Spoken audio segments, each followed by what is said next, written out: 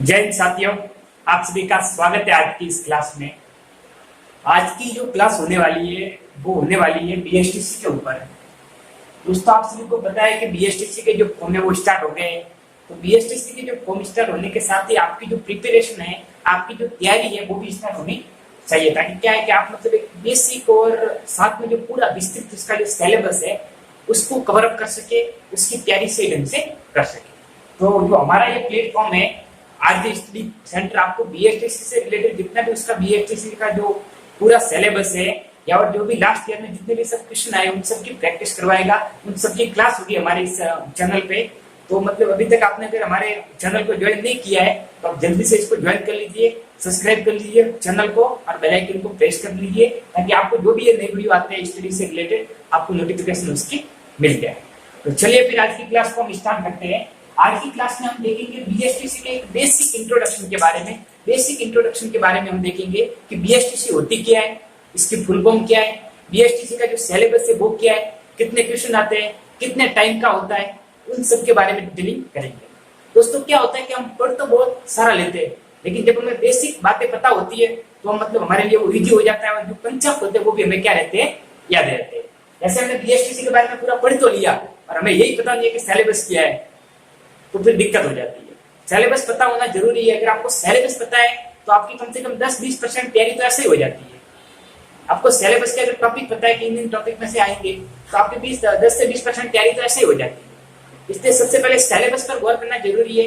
इसको मतलब जो एग्जाम होता है कितने टाइम पीरियड का होता है उसको देखना जरूरी है। तो आज हम बेसिक जानेंगे बीएसटीसी के बारे में। फिर नेक्स्ट कल से हम स्टार्ट करेंगे पूरी बीएसटीसी की क्लासेस को सही ढंग से टॉपिक वाइज स्टार्ट कराएंगे। आपको हर टॉपिक कंप्लीट करवाया जाएगा और विद आपके जो भी लास्ट ईयर में जितने भी सब क्वेश्चन आए उनकी भी प्रैक्टिस करवाई जाएगी। तो आज हम स्टार्ट करते हैं बीएसटीसी के बेसिक इंट्रोडक्शन के बारे में। दोस्तों, सबसे पहले तो इसकी एक फुल फॉर्म होती है वो हमें जाननी बहुत जरूरी है। कभी कभी एग्जाम में भी पूछ लेते हैं इसके बारे में। बीएसटीसी की फुल फॉर्म होती है बेसिक स्कूल टीचिंग सर्टिफिकेट। ठीक है, इसकी फुल फॉर्म क्या होती है? Basic school teaching certificate. मतलब एक बेस लेवल पर, प्राइमरी लेवल पर जो एजुकेशन दी जाती है बच्चों को, उसके लिए ट्रेनिंग होती है। एक प्रकार का कोई मतलब जैसे कॉलेज या जैसे डिग्री वगैरह होती है, ऐसा नहीं है। ये एक प्रकार की ट्रेनिंग है। आपको एग्जाम फाइट करना पड़ेगा। अगर आपको एग्जाम में आपका सिलेक्शन होता है तो ये एक प्रकार की क्या है? ट्रेनिंग है। एक प्रकार की ट्रेनिंग है जहाँ आपको ट्रेनिंग दी जाएगी। भाई, छोटे बच्चे होते हैं उनको किस प्रकार से ट्रेन किया जाता है, किस प्रकार से उनको पढ़ाया जाता है, वो सब बताया जाएगा इसमें। ये एक प्रकार की क्या है? ट्रेनिंग है।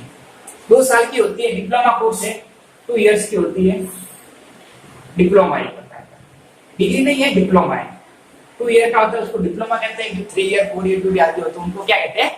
डिग्री कहते हैं। तो 2 ईयर का है, इसलिए क्या है? डिप्लोमा है और एक प्रकार की ट्रेनिंग है। ठीक है, तो आपको ये जानकारी होगी। बीएसटीसी की फुल फॉर्म क्या होती है? Basic school teaching certificate. लेकिन बीएसटीसी का अब नाम बीएसटीसी नहीं है, अब इसको बोलते हैं डीएलएड। इसको क्या बोलते हैं? ये बात आपको ध्यान रखना है। बीएसटीसी नहीं कहते, इसको क्या कहते हैं? डीएलएड। इसलिए जो एग्जाम होता है उसमें क्या लिखा आता है? Pre DElEd. प्री डीएलएड लिखा आता है उसके। बीएसटीसी तो पहले कहते हैं, लेकिन अब इसका नाम क्या हो गया? डीएलएड। तो डीएलएड की फुल फॉर्म क्या होती है? डीएलएड की फुल फॉर्म होती है डिप्लोमा। ये याद रखना जरूरी है, एग्जाम में आ जाता है कई बार। Diploma in elementary education. क्या फुल फॉर्म होती है इसकी? Diploma in elementary education. Diploma in elementary education. जो प्राइमरी लेवल पर जो एजुकेशन छोटे बच्चों को दी जाती है, उनके लिए जो ट्रेनिंग दी जाती है, उनके लिए जो डिप्लोमा कराया जाता है, इसको क्या बोलते हैं? डीएलएड। तो अभी आपको क्या बात ध्यान रखनी है? अभी आपको बीएसटीसी ध्यान नहीं रखनी है, अभी आपको क्या ध्यान रखना है? डीएलएड। बीएसटीसी में आइडिया तो क्या होता है? डीएलएड होता है diploma in elementary education. Complete हो गया आपको? ये बेसिक जानकारी है जो बहुत जरूरी है और कभी कभी एग्जाम में भी इनमें से डायरेक्ट क्वेश्चन भी आ जाता है कि भाई डीएलएड की फुल फॉर्म क्या होती है, ऐसे। ठीक है, ये डिप्लोमा है, डिग्री है, ट्रेनिंग कितने ईयर के होते हैं? 2 साल होते हैं इसमें। ठीक है, तो ये हो गया बीएसटीसी का एक बेसिक इंट्रोडक्शन। अब हम इसके सिलेबस के बारे में बात करेंगे और इसके एग्जाम के पैटर्न के बारे में बात करेंगे। सबसे पहले हम एग्जाम पैटर्न के साथ में सिलेबस को देखेंगे क्या होता है। अब इसकी सिलेबस के बारे में बात करेंगे। सिलेबस क्या होता है, पाठ्यक्रम क्या है इसका, बीएसटीसी का पाठ्यक्रम क्या है, ये पता होना बहुत जरूरी है, क्योंकि आपको पाठ्यक्रम पता होगा तभी आप आगे की रूपरेखा बना पाएंगे कि हमें कब क्या पढ़ना है, कितना पढ़ना है, लास्ट ईयर उनमें से कितने क्वेश्चन आए, वो सब आप देख पाएंगे। तो सबसे पहले पाठ्यक्रम में आता है मानसिक योग्यता।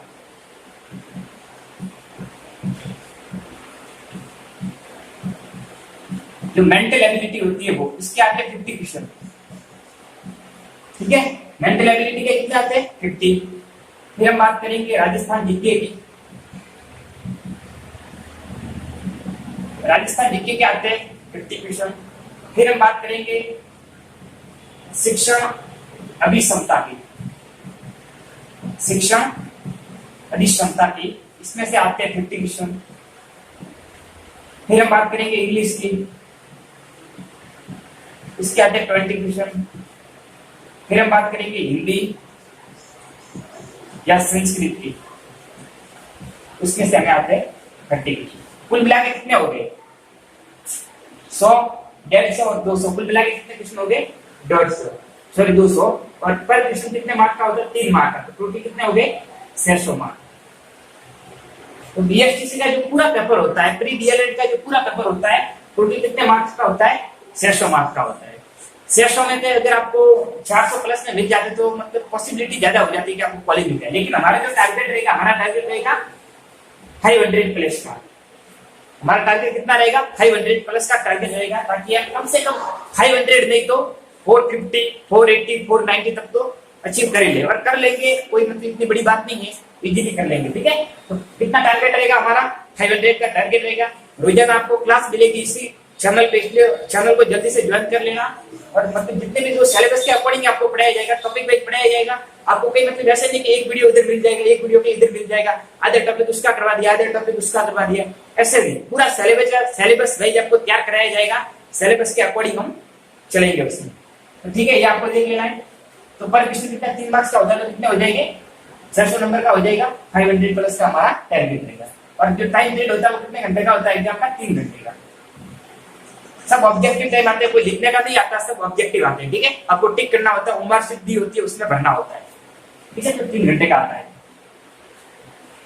तो ये आपको एक सिलेबस सॉरी मतलब एग्जाम पैटर्न के बारे में, कौन कौन से टॉपिक उसके बारे में देख लिया। अब हम सिलेबस देखेंगे, मतलब जो मानसिक योग्यता उसमें हमें क्या पढ़ना है, राजस्थान जीके में क्या पढ़ना है, इंग्लिश में क्या पढ़ना है, हिंदी में क्या पढ़ना है, उस सब के बारे में हम देखेंगे।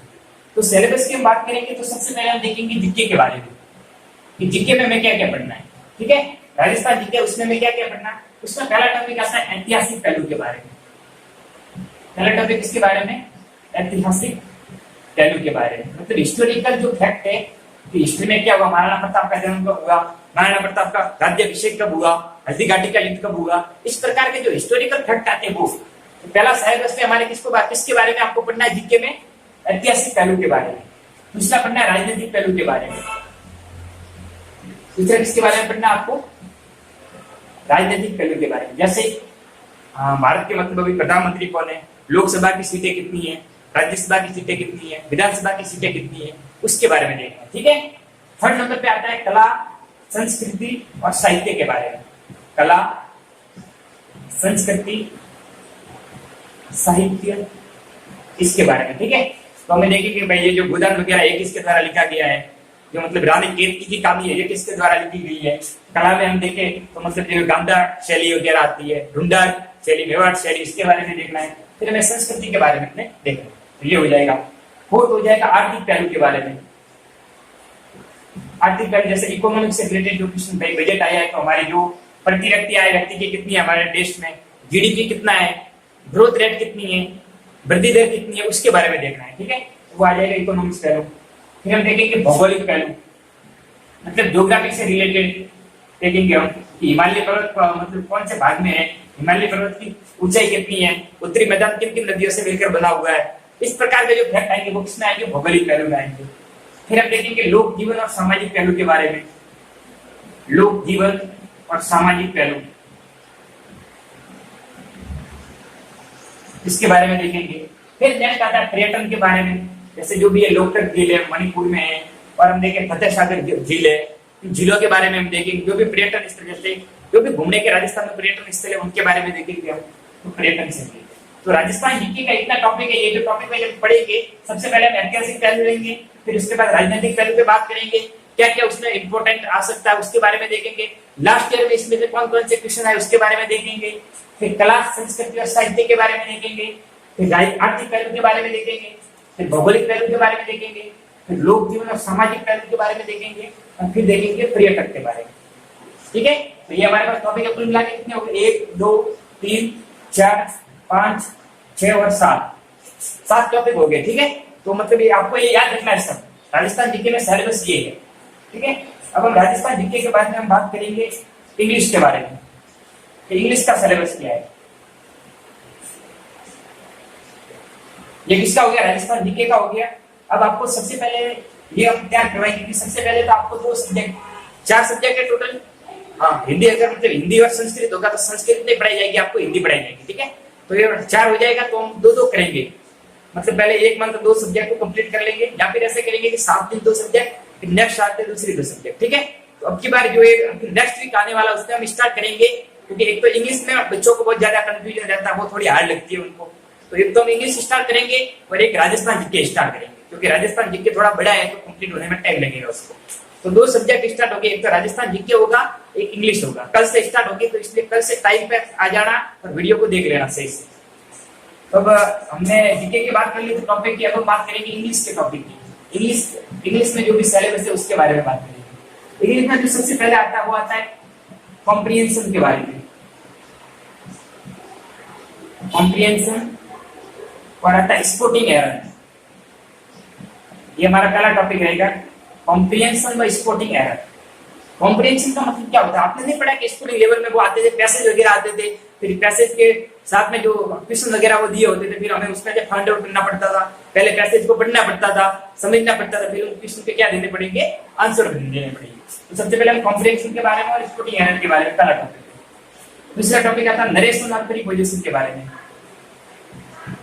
नरेशन और प्रीपोजिशन के बारे में। नरेशन जैसे डायरेक्ट, इनडायरेक्ट वो होते हैं, ठीक है, उसके बारे में हम पढ़ेंगे, ग्रामर का टॉपिक है, इसको भी बताएंगे आपको। फिर प्रीपोजिशन, इन, और आपने जो पहले भी पढ़े होंगे, लेकिन अब इसको बीएसटीसी के हिसाब से आपको पढ़ाया जाएगा। नेक्स्ट हम बात करेंगे आर्टिकल के बारे में, ए अंदर के बारे में, फिर कनेक्टिव के बारे में, जो जोड़ने वाले होते हैं, कनेक्टिव के बारे में, ई दैट के बारे में, कनेक्टिव के बारे में, फिर कनेक्शन ऑफ सेंटेंस, सेंटेंस के बारे में बात करेंगे कि सेंटेंस की फॉर्मेशन क्या होती है, वाक्य किस प्रकार हम बनाते हैं, किस प्रकार का वाक्य गलत होता है, किस प्रकार का वाक्य सही होता है, उसके बारे में देखेंगे। करेक्शन ऑफ सेंटेंस, इसके बारे में देखेंगे हम। नेक्स्ट हमारा टॉपिक है काइंड ऑफ सेंटेंस, वाक्य कितने प्रकार के होते हैं उसके बारे में देखेंगे। Kind of sentence, sentence completion, इसके बारे में देखेंगे हम। सेंटेंस कंप्लीशन के बारे में देखेंगे। नेक्स्ट हम देखेंगे जो इंग्लिश का बहुत इंपॉर्टेंट टॉपिक है, टेंस के बारे में देखेंगे हम।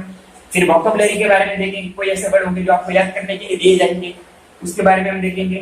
वोकैबुलरी के बारे में देखेंगे हम। फिर हम देखेंगे सिनोनिम्स और एंटोनिम्स, विलोम शब्द और पर्यायवाची जो होते हैं जिनको बोलते हैं, उनके बारे में, और एंटोनिम्स के बारे में। सिनोनिम्स और एंटोनिम्स के बारे में हम देखेंगे। नेक्स्ट हमारा जो टॉपिक आएगा वो आएगा वन वर्ड के बारे में, जो लिख रहा हूं मैं, वन वर्ड के बारे में। जैसे हम बोलते हैं कि जैसे मरीजों के इलाज करने वालों को क्या कहते हैं, डॉक्टर। एक तो पूरा वाक्य था, एक हमने एक नॉर्मल से एक वर्ड में बोल दिया डॉक्टर। पढ़ाने वाले को क्या बोलते हैं, अध्यापक, इस प्रकार, ठीक है, उनको बोलते हैं वन वर्ड। और हम देखेंगे स्पेलिंग एरर, स्पेलिंग हम गलत लिखते हैं उसके बारे में देखेंगे, स्पेलिंग एरर। स्पेलिंग एरर के बारे में देखेंगे, स्पेलिंग में जो गलती आती है उसके बारे में देखेंगे। तो ये जो 2 टॉपिक है, पहले हम इनको पढ़ेंगे, तो नेक्स्ट जैसे ये कंप्लीट होगा थोड़ा बहुत, फिर हम दूसरे जो टॉपिक बचे रहे जैसे हिंदी वगैरह है, और एक और बचेगा उसके बारे में बात हम करेंगे, ठीक है। जो मानसिक योग्यता है और हिंदी, इसके बारे में हम बाद में बात करेंगे। पहले ये जो 2 टॉपिक है इसको हम कंप्लीट करेंगे। आपको जो टॉपिक वाइज आपको पढ़ाया जाएगा, ऐसा मतलब ठीक है कि मान लो कि जैसे मैं आपको कल पढ़ा दूंगा सेंटेंस क्या होता है, लेकिन आपको टॉपिक एक पढ़ाया जाएगा, सेंटेंस क्या होता है, फिर हम पढ़ा देंगे कंपैरिजन क्या होता है, स्पोर्टिंग एरर किस प्रकार कर सकते हैं, नरेशन किस प्रकार हल कर सकते हैं, आर्टिकल किस प्रकार सॉल्व कर सकते हैं, जो स्पोर्टिंग एरर जो स्पेलिंग में आते हैं उनको किस प्रकार सॉल्व किया जा सकता है, उसके बारे में देखेंगे। तो हम टॉपिक वाइज स्टार्ट करेंगे कल से। तो कल हम इंग्लिश का पहला टॉपिक लेंगे, सेंटेंस के बारे में कल हम बात करेंगे। आप ये टॉपिक लिख लेना, ये एक टॉपिक है, हम टॉपिक जैसे ही कंप्लीट हो उसको टिक कर देना। तो ये जितना भी हमारा सिलेबस है वो एकदम टॉपिक वाइज क्या हो जाएगा, कंप्लीट हो जाएगा और आपका भी एक पूरा पैकेज बन जाएगा। फिर आपको एक्स्ट्रा जो भी लास्ट ईयर के अंदर जो भी क्वेश्चन आए उनको भी प्रैक्टिस करवाएंगे धीरे धीरे। तो आप कल से फिर चैनल पे रेगुलर आना और इन सबको देख लेना। तो हम कल से किसके बारे में बात करेंगे, इंग्लिश के बारे में और राजस्थान जीके के बारे में बात करेंगे, ठीक है। तो आज हमने एक बीएसटीसी का जो बेसिक इंट्रोडक्शन होता था उसके सिलेबस के बारे में जाना, क्योंकि ये जानना बहुत जरूरी है। क्योंकि हम तैयारी बहुत कर लेते हैं लेकिन हमें बेसिक उसका पता नहीं होता कि क्या होता है ये, कितने मतलब टाइम पीरियड में करना पड़ेगा इसको, कितने क्वेश्चन आते हैं, सिलेबस क्या है। दोस्तों मेन इंपॉर्टेंट है सिलेबस, सिलेबस बहुत जरूरी है। सिलेबस आपको मुंह पे याद होना चाहिए ताकि आप मतलब क्या है जो भी पढ़े तो उसमें देख लेंगे भाई हाँ ये ऐतिहासिक पहलू है तो ये हमारे काम का है, ये कला और संस्कृति से रिलेटेड है हमारे काम का है, ये आर्थिक रिलेटेड है हमारे काम का है, इस प्रकार से, ठीक है। और इंग्लिश में तो हम देखें, इंग्लिश का आप टेंशन मत लीजिए, इंग्लिश आपको बेहतर ढंग से पढ़ाई जाएगी क्योंकि मुझे पता है कि इंग्लिश में दिक्कत आती है बहुत से लोगों को, तो इंग्लिश की आपको तैयार करवाई जाएगी। इंग्लिश में हम कल स्टार्ट करेंगे पहला सेंटेंस के बारे में, फिर देखेंगे हम जो भी नेक्स्ट टॉपिक आता है। ये टॉपिक है जितने भी, इसमें से टॉपिक कोई भी उठा सकते हैं लेकिन टॉपिक वाइज आपको पढ़ाया जाएगा, ठीक है। फिर आज के लिए इतना ही, मिलते हैं अगली क्लास में। कल के क्लास में आप जरूर ज्वाइन करना और सिलेबस आप दिक्कत नहीं, आपको पूरा कोर्स कंप्लीट करवाया जाएगा। यहाँ पे आपको कोई फी पेड नहीं करनी है, पूरा कोर्स आपको कंप्लीट करवाया जाएगा और लास्ट ईयर के जितने भी सब क्वेश्चन आए उनको भी सॉल्व करवाया जाएगा। तो आप बिंदास इधर आइए और देखिए।